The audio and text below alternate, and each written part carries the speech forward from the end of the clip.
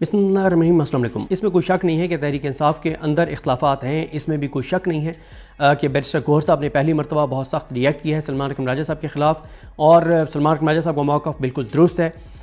लेकिन PTI के उन इख्तलाफात को इस वक्त पूरा मीडिया पाकिस्तान का जो है वो हाईलाइट कर रहा है, और एक तासुर ये दिया जा रहा है कि PTI में सिर्फ लड़ाई हो रही है, ग्राउंड पे एक्टिविटीज़ नहीं हो रही। लेकिन सिर्फ अगर मैं आज की आपको एक्टिविटीज़ बताऊंगा तो आपको अंदाज़ा होगा कि आज कितनी हलचल थी और आगे कितनी हलचल होने जा रही है। तो इससे इन तफसीलात को सुन के आपको अंदाज़ा होगा कि ऐसा नहीं है कि बिल्कुल तहरीक इंसाफ के अंदरूनी लड़ाइयों की वजह से सारी चीज़ें रुक गई हैं, बल्कि आज जितनी एक्टिविटीज़ तहरीक इंसाफ की हुई हैं तो इससे ये अंदाज़ा होता है कि PTI अब जो है वो एक्टिविटीज़ अपनी बढ़ा रही है। तो ये मोमेंटम अगर इस तरह से आगे बढ़ता चला गया तो इस हुकूमत और निज़ाम के लिए खासी मुश्किलात खड़ी हो जाएंगी। देखें, मैं एंड में मुराद सईद साहब का वो लाएमल आपको पढ़ के सुनाऊंगा जो उन्होंने लाएमल दिया है।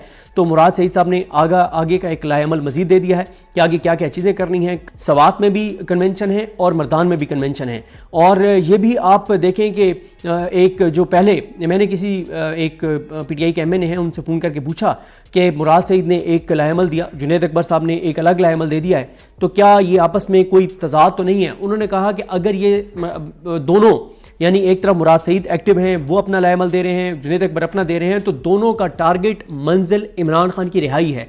तो इससे बजाय नुकसान के फ़ायदा होगा, कंपटीशन शुरू हो गया है। अब अगर कोई नहीं कर रहा था तो वो एक्टिव होगा कि मुराद सईद एक्टिव हो गया है, तो ये ना हो कि सारा कामयाबी का सिरा ही मुराद सईद के सर सज जाए तो हम लोग भी कुछ करें। तो उन्होंने कहा कि कंपटीशन बढ़ेगा। तो उन्होंने कहा इसमें कोई मसला नहीं है, सवात में कन्वेंशन अलग हो रहा है, मर्दान में अलग हो रहा है। या तो ये होना कि सवात में ही मुराद सईद ने कन्वेंशन रखा है और सवात में ही किसी और ने कन्वेंशन रख दिया, तो फिर तो था। ऐसा कोई उन्होंने कहा मसला नहीं है। अभी आप देखें ना कि एक्टिविटीज़ किस तरह से हो रही हैं कि 6 को मुराद सईद साहब ने निश्तर हॉल में कन्वेंशन किया, और आज फिर निश्तर हॉल में 10 अप्रैल को कन्वेंशन हुआ है, जिसको मैं अभी तक सुन नहीं सका।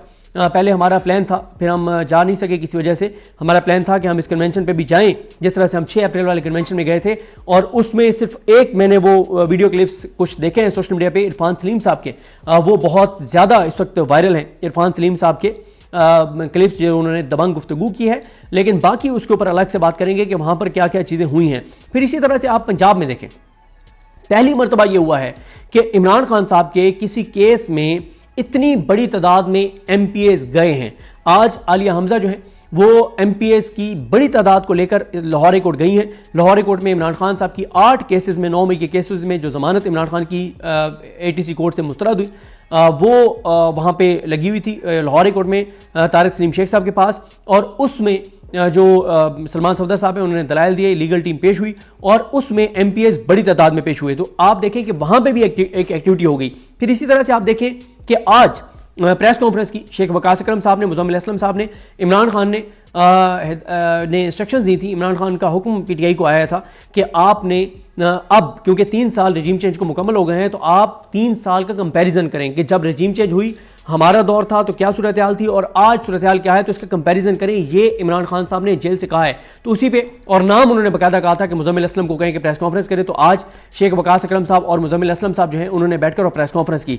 फिर आज जो है मुख्तलिफ शहरों में रैलीज हुई। आपने देखा कि जैसे मतलब मरी में रैली हुई, कोहटा में हुई, कलर सईदा में हुई, और जो वहाँ के जो जिन्होंने इलेक्शन लड़ा और फॉर्म 45 पे जीते हुए हैं, लतासिफ सती साहब, उन्होंने और दीगर जो वहाँ पे तंजीमात हैं, ओहदेदारान हैं, वो सब शरीक थे और बड़ी भरपूर उन्होंने 3 रैलीज़ की हैं। और बल्कि मेरी इतलात हैं कि 4-5 लोग उनके गिरफ्तार भी हुए हैं। तो क्योंकि यहाँ पे खासी परेशानी बढ़ रही है कि ये जो एरिया है ना रावलपिंडी का और मरी तक का, यहाँ पे एक्टिविटीज़ बढ़ना इस निज़ाम के लिए इसलिए ख़तरनाक है क्योंकि यहाँ पे ऐसे केसेस होते हैं, अडयाला में ऐसी एक्टिविटीज़ होती हैं कि अगर ये एरिया एक्टिव हो जाता है, और जैसे अभी एक्टिव नज़र आ रहे हैं PTI के टिकट होल्डर्स या MNAs MPAs, सारे नहीं लेकिन कुछ बहुत एक्टिव नज़र आ रहे हैं, तो ये खासी इनके लिए जो है वो परेशानी है।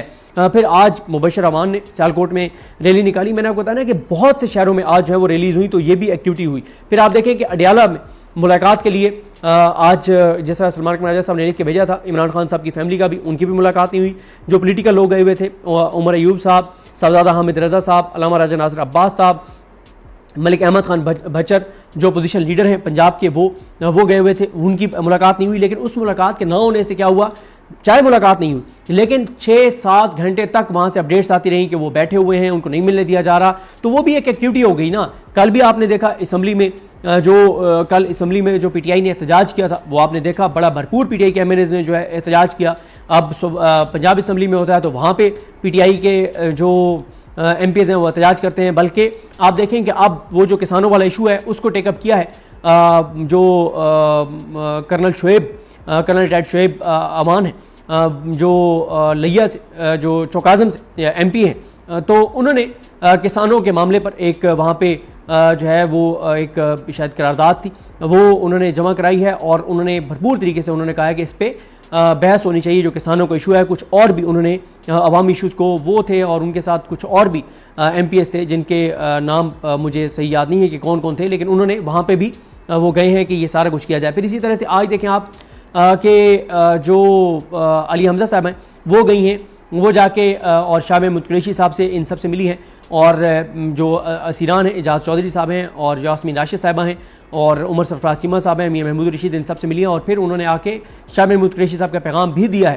कि जो उमरकोट के हवाले से ख़ास तौर पर, क्योंकि वहाँ पे खासा असर व रसूख है शाह महमूद कुरैशी साहब का, और उसके ऊपर के जी उनको वहाँ के लोगों को मेरा पैगाम पहुँचाएँ कि आपने जो पीटीआई के उम्मीदवार हैं, जो ग्रैंड अपोजिशन अलाइंस के उम्मीदवार हैं, उनको आपने जो है वो कामयाब बनाना है, और नहरों का मामला और ये सारी चीज़ें। फिर इसी तरह से आप देखें कि आज नई मैदर पंजोता डिस्ट्रिक्ट कोर्ट में पेश हुए, उनकी अफजल मजोका साहब की अदालत से उनकी ज़मानत जो है वो कन्फर्म हुई है। उमर अयूब साहब की ज़मानत जो है वो कन्फर्म हुई है। देखें, ये भी एक एक्टिविटी हो जाती है कि अब नई मैदर पंजोता गए हैं, उनके साथ सरदार मसरूफ़ और उनके साथ मुर्तज़ा तूरी और ये सब लोग गए हैं, वकला गए हैं, तो वो जहाँ पे गए हैं एक एक्टिविटी हो जाती है, लोग उनको आके मिलते हैं कि ये इमरान खान के वकला हैं, इमरान खान के रहनुमा हैं, इमरान खान के बाएतमाद साथी हैं, उनको वहाँ पे डिस्ट्रिक्ट जुडिशरी में लोग मिल रहे होते हैं। इसी तरह से न्यू जुडिशल कम्प्लेक्स में जो है वो एटीसी कोर्ट में उमर अयूब साहब पेश हुए, उनकी ज़मानतें 4 अक्टूबर